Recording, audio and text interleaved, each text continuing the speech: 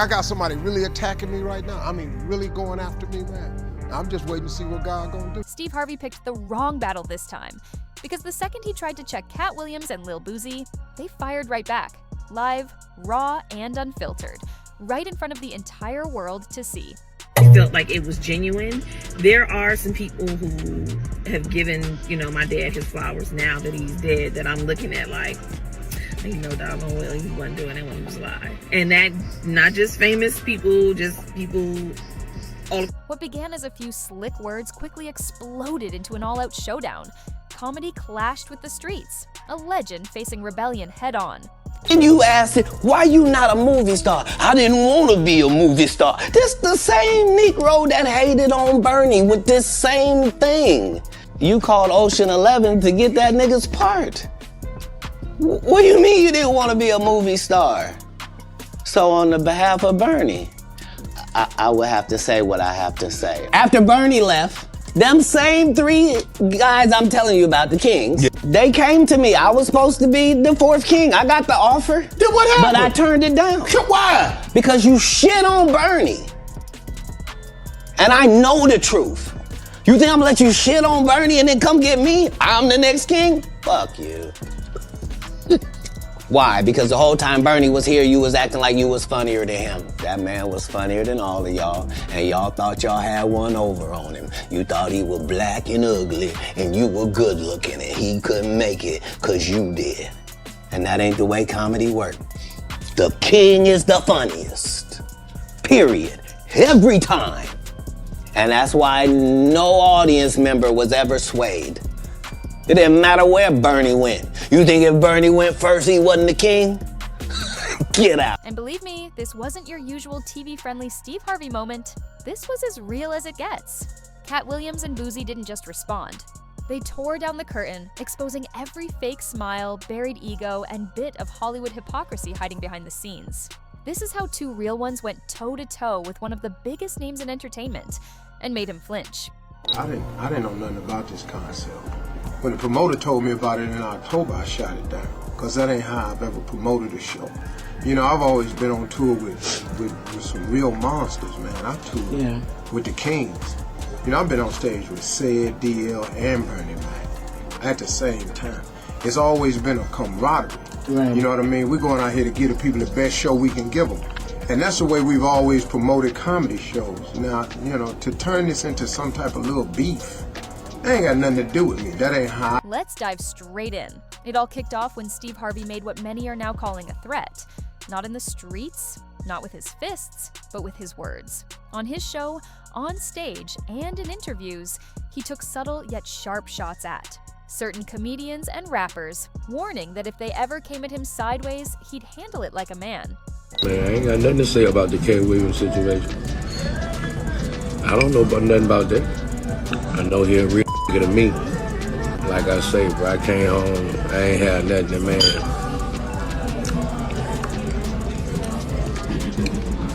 Invited me to his concert. Got me front row seat. When I was leaving, gave me $15,000. That's real. Everybody else was screaming my name, all kind of celebrity.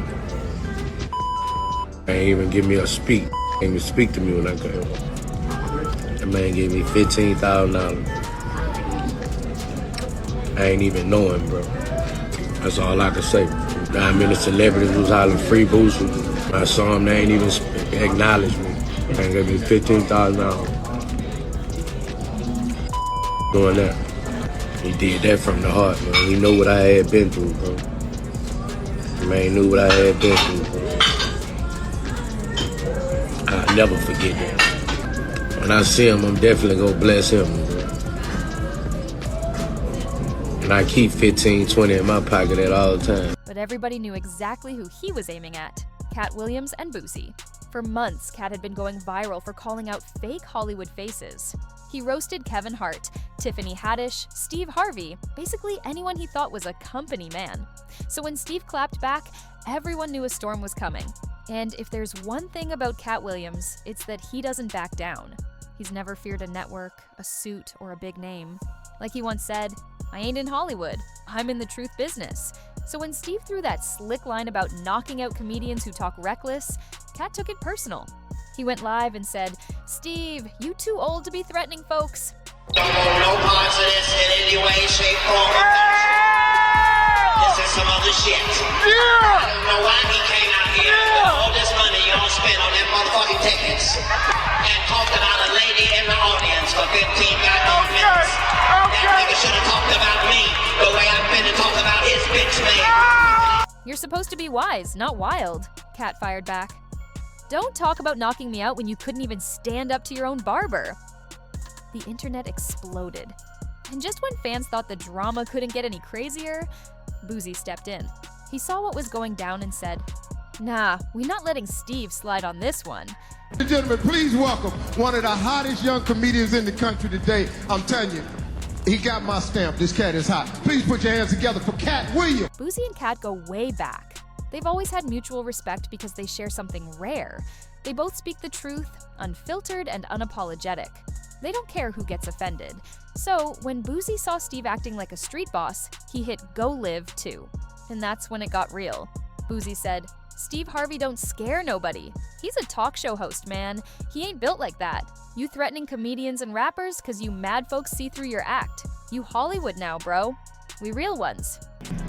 What I believe, the genuine love and respect that Katt Williams showed my father, it is so much appreciated. Much love, and mad props to Katt Williams. Steve told you that he stopped doing stand-up because he had 7 TV shows. The only problem is when he stopped stand-up, he didn't have those 7 TV shows. He stopped stand-up because he got in a comedy battle called the Championship of Stand-Up Comedy with one Katt Williams in Detroit in front of 10,000 people and lost because Katt Williams said he was actually bald and that was a wig. And I went in and that's why he couldn't do stand-up. You can't threaten what's real. And just like that, it became Boosie and Katt versus Steve Harvey, live for the entire internet to witness. But hold up, let's rewind. Because this beef didn't just appear out of thin air. There's history here. Katt Williams has been calling out Steve Harvey for years, accusing him of selling out, stealing jokes, and pretending to mentor comedians while secretly holding them back. Back in 2018, Katt even said in an interview, "Steve Harvey's the kind of guy who'll shake your hand and steal your punchline." Sometimes the oppositions come from the most unsuspecting places. Sometimes, man, you gonna get blindsided. But you gotta understand how the devil works, man. The devil is evil. He don't fight fair. This thing in life, that's not fair what they saying about me. That's not fair what they doing about me. And it wasn't fair how they did Jesus, but they did it anyway. You are not going to get away through this thing called life without opposition. But let me say this though. Be careful when you hear something that's laid out to be the truth. And because the person that's telling you what they say is true is speaking eloquently, don't be deceived by that. There are some people who know how to lie so well. They know how to sprinkle in just enough truth and wrap it inside their lives where they got you thinking that somebody telling the truth. Beware of that, people. You can't be righteous and negative at the same. And even though people laughed, Katt wasn't joking. Because deep down, he's always seen himself as the real comedian, the one who speaks for the people. Steve, on the other hand, represents corporate comedy, clean, safe, and network approved. That difference in energy, that's where the tension always lived. Now add Boosie into the mix and you're pouring gasoline on a fire. Boosie doesn't do Hollywood. He doesn't play politics. He says what others are too scared to say. Over the past few years, Steve Harvey's been all over TV preaching morals, giving relationship advice, and dropping life lessons like he's the new Dr. Phil of Black America. But Boosie wasn't buying it. He said, "Steve Harvey always talking about how to keep a woman like he ain't been divorced.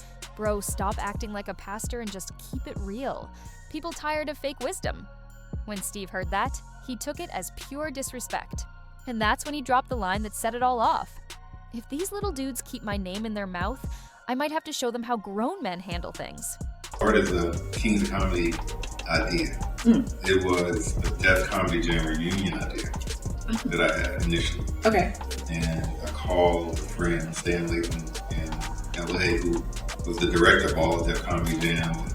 He co-managed some of the talent. So I figured he could help me get Martin and bigger people like that at that time. Right.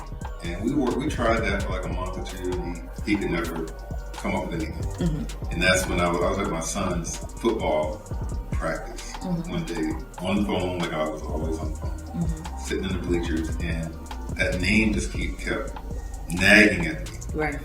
And I didn't know what to do with it. Okay. So I always could count on Bernie to do what he does. So I called him first, called his people first. Gotcha. He was like into it immediately, because at that time, if you read his book, he was kind of at a crossroads with his career. He didn't know what was going to go on with his career. And I called Cedric, because I was doing all the Cedric's dates up to that point. Gotcha. I was his promoter. Okay. And I called Steve because I saw him on a HBO special. I had never seen him do comedy. Oh, wow. Saw him on an HBO special with his yellow suit. And I was like, hey, he could be a good addition. Right. And so I called him last. Okay. But I had the other two, got him. That's right, because D.L. Hughley Yeah, was one not. person. Okay, got it. A lot of people don't know that. So. Right. That Bernie said in the GQ article that when he got Ocean's 11, Steve had reached out to the producers and said he thought he would be a better fit and tried to get the part. To the casual listener, that might have sounded like a simple clapback. But to Boosie and Katt, it was a straight-up threat. And that's when things exploded. They both went live. The energy? Pure chaos. Boosie was in his car, smoking, talking raw. Katt was somewhere else. Calm, surgical, but deadly with his words. Boosie started it off. Steve, stop capping, man. You ain't no street dude. You a TV man? The only thing you handle is a camera. Talking about knocking folks out? You better knock out them weak jokes instead. Then Katt came in smooth, almost whispering. Brother Steve, you too old to be fighting people who never disrespected you. I called you out because you fake, not because I hate. There's a difference. He paused, stared straight into the camera and added, you can't knock me out, Steve. Not in comedy, not in life, not even in spirit. So stop swinging for headlines. The chat went wild, comments flying, hearts flooding the screen, fans choosing sides. Steve never joined that live, but clips spread everywhere. The internet, lit up with debates. Is Steve Harvey really threatening people now? Why does Katt keep calling everyone fake? Boosie was just saying what most were already thinking. Even other comedians jumped in. Some defended Steve, calling him a legend who earned his respect. Others sided with Katt and Boosie, saying they finally said what no one else dared to. But here's the deeper truth. This wasn't just a war of words, it was a battle over control. Steve Harvey has power, connections, and platforms. Katt and Boosie, they've got the people, the culture, the streets. So this was bigger than comedy. It was about who really speaks for the people, the polished preacher or the unfiltered truth teller. And that's exactly why this clash hit so hard. When Steve made that knock you out comment, it wasn't just trash talk, it was a symbol of something bigger. The clash between old Hollywood and new authenticity. Steve represents the generation that believes in gatekeeping, protecting the system, keeping things in order. Katt and Boosie, they represent rebellion. The rule breakers, the truth tellers, the ones calling out the fake. And when those two worlds collide, it's bound to get messy. Because Steve's image depends on respect. Katt and Boosie's image depends on realness. So when the real ones call out the respected ones, somebody's reputation cracks. Soon, it started showing. Clips of Steve looking tense on his radio show went viral, fans saying he looked nervous, sounded guilty. Meanwhile, Boosie and Katt were trending everywhere. Twitter was calling them the Truth Squad. One tweet read, Boosie and Katt just tag-teamed Steve Harvey, the culture versus the corporation. Another said, Steve Harvey talks too much about God to be threatening folks. That's when the narrative started to shift. For years, Steve built his brand as the wise father figure. Calm, moral, respected, but now the same people who praised him were questioning his motives. They asked, is this man truly humble, or just hiding pride behind a suit? Boosie doubled down days later. Ain't no man threatening me and getting away with it. I don't care who you are. Comedian, preacher, president. You say my name, I respond and I stand on that. Then he added a line that shook fans. These TV dudes think they untouchable because they on camera every day. But we the ones people really listen to? That line right there? That's the heart of the whole beef. Because this isn't just Steve versus Katt and Boosie, it's authenticity versus image. Who really owns the mic? The one with the stage or the one with the truth? Katt stayed calm, but his words hit harder than anyone's. "I don't fight men who wear makeup on camera," he said. "I fight hypocrisy." The internet exploded. Fire emojis everywhere, because he wasn't lying. Then he added, "Steve Harvey once told me I'd never last in Hollywood because I was too honest. Guess what? I'm still here, and I didn't have to sell my soul to stay." That line cut deep, because no matter how Hollywood treats him, Katt's always had the people's respect. By week's end, the story was everywhere. Blogs, gossip channels, radio talk shows. Steve still hadn't said much, but insiders claimed he was disappointed and done responding to childish nonsense. But his silence said everything. If Steve really had that old-school confidence he preaches, he'd face them head-on. Instead, he stayed quiet, and the internet took it as defeat. Memes flooded social media. Steve photoshopped with boxing gloves, Katt labeled "still undefeated," Boosie's quote over a mic. The streets talking. It became a cultural moment, the underdogs checking the system in real time. Let's be honest, all three are legends. Steve paved the way. Katt told the truth.